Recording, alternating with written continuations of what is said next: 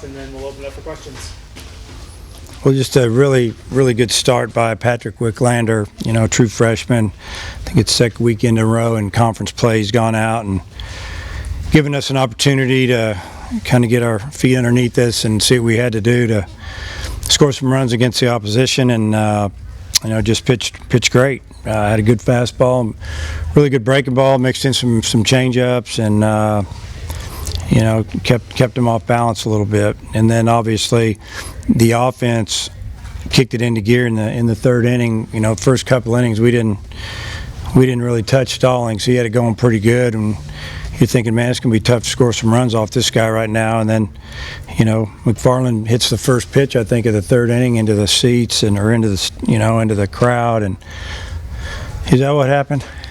Am I right there? I mean, that was incredible. Just happy for Jordan, filling in for Goodhart, who's a little sore today. We gave him the day off, and he delivered, got us going there. And then you look at Christian Franklin, who was hitting in the 9-hole behind Jordan. I think he had a double, or I don't know. He got 4 hits, scored 3 runs. I know that, and it was just big for the end of the order to start rallies, keep them going, and actually drive in some runs as well. And then Ezel with another great night, beautiful bunt, turned into a hit, and then Martin hits a 3-run homer a couple pitches later. So big night for our offense, good night for our team, and we have one more to go this weekend.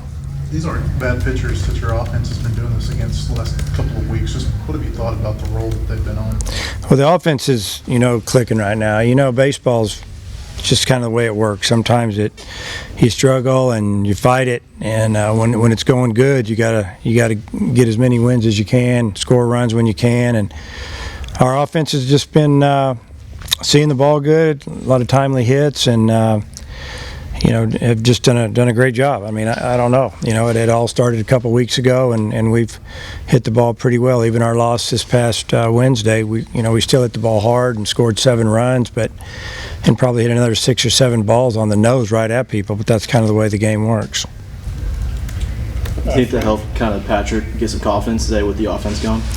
Yeah, I'm sure. When he walked out there for that 4th inning, and all of a sudden he had a 4-run lead, I'm sure he, probably relaxed just a little bit and felt like, hey, I don't have to be perfect with every pitch. And you always worry, when your team puts together an inning like that, you got a young pitcher on the mound, he's got to get you through that inning, and he did, and kept the momentum in our dugout. And then we came back out and scored 4 more in the bottom of the inning, and we had a little bit of control of the game there. Four runs tonight wasn't a big lead with the way the wind was blowing. The ball was really jumping. So, but after we scored that 4 in the bottom of the 4th, we felt like now it's time to throw strikes, make them earn everything they get. I don't think Wicklander had thrown in 8 days, longest stretch all year. Do you feel like that helped him? Yeah, I did. I mean, we talked about that this week, that basically exactly what you said. This is going to be the longest break he's had since the season started, and let's see how this goes. I thought he had really good velocity and he had good stuff. Kostychuk only threw 2 pitches. You got the pickoff, and then you replaced them. Why'd you do that? Because we went in there and scored some runs and just felt like we'll save him or just continue to rest him. Just trying to keep an eye on him. We just really wanted him to get 1 out and move on, and he was out there when we got the out, so it worked out. And Kirkstead just rest after the 2 home runs? Yeah, just same with Opitz. Take him out, let him get ready for the next day. With Goodhart and McFarland, kind of what do you do tomorrow? Well, see how Goodhart feels, and then we'll go from there. Is it a strain or what's he? It's just really sore. He kind of popped it in and out. That's all I can tell you. You probably have to talk to our trainer and get a little more detail. But he woke up this morning. It was really sore, and I was told that was what was going to happen, and it did. You start Nolan tomorrow, probably. Yeah, we'll start Connor. With Franklin, some of the struggles, how good was it to see him really? It was real good. He struggled a little bit, and he made an adjustment with his hand placement on the bat a couple days ago, and I think it's flattened his swing out a little bit. And if it didn't, it sure gave him some confidence. So, he let the ball get deep 4 times, hit 4 balls hard the other way. It was really good to see. It's Martin and Kerstad combined for 10 RBI. Wow. So what'd you think of that? Well, that's great. I just seeing that right now. I mean, you're 2 and 3 all hitter driving in that many runs. That means people in front of them are getting on base. And McFarland and Franklin and Ezel were all over the bases today. And then those guys came through with some big hits and obviously drove in some runs and helped us, win the ball game. This is like to celebrate 79 and 09 teams tonight. It was fun today, getting to see all those guys and shake their hand, give them a hug, see their kids, 10 years later. A lot of those guys are anywhere from 28 to 31 years old now, and, they're out in the real world, and they're all doing pretty well, it looks like to me. And it just brings back some good memories. We had a little luncheon, and, I got to speak a little bit. It was kind of fun. Norm said the 79 team was kind of hard to coach. What's the 2009 team like? Oh, yeah. Just go back and look at the games. It was a roller coaster. I mean, that team. We won our first 8 conference games. We lost our last 8 conference games. We were ranked as high as number 1. At the end of regular season, we weren't even ranked. I mean, it was an up and down year, and then we finally got it clicking about the time the regional got there, and man, we got hot. And it's a very talented team. You think about it, Andy Wilkins at first, James McCann was a freshman catching. You had Zach Cox, made it all the way to AAA. Obviously Eibner in center, and he was young. And, we had Ben Shepikoff and, Scott Lyons, Tim Carter. We had a lot of good players. Keuchel was on that team. Yeah, he wasn't bad.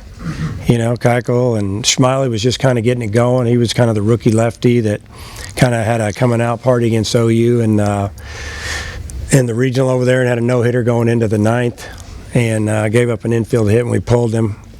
That was to win the regional. We won 11-0 or 11-1.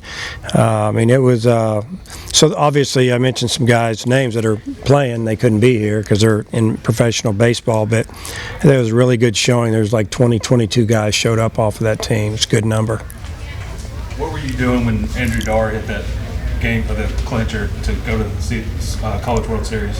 Did you hear me tell that story today? Yeah, I was we had given up the lead in the top of the 9th. We were the home team against Florida State, and I wasn't coaching third anymore. It was like my first year off at third, and I think there was a quick out, so we're down a run now in the bottom of the 9th, and I think we got a base hit with 1 out, and then Zach Cox singled. We had a runner at first and second, and Dar came up, and I was kind of thinking about pinch running for Cox, and I think I had a Sharpie in my hand, and I was going down and looked at my lineup card just to double check, and about that time Dar hit a hanging curveball off the left center field wall, and I just stood there and watched it with a Sharpie in my hand, and it was over, and it was a great feeling. Tennessee hasn't given up more than 10 runs at all this year, and you've done it twice. I mean, do you feel like it's just a matter of a good pitching staff running into a hot team? A little bit of both, Sometimes offensively, obviously, we're hot, but I think on the other side of it, you're bound to have a game or two where things don't go your way, or you run into a hot team. It's just maybe the perfect storm right now. It's like I tell our guys all the time: you can't get too excited about one team or another. You just have to try to play and just win the game you're in. Again, and you hear me say it all the time, they all count the same. And I'm just proud of our team for coming out after the way it went last night, coming out tonight, and really they were just really locked in again at the plate. And I think Wicklander got us up to a good start, and our guys sensed that we had a chance to win this game. Anybody else? All right.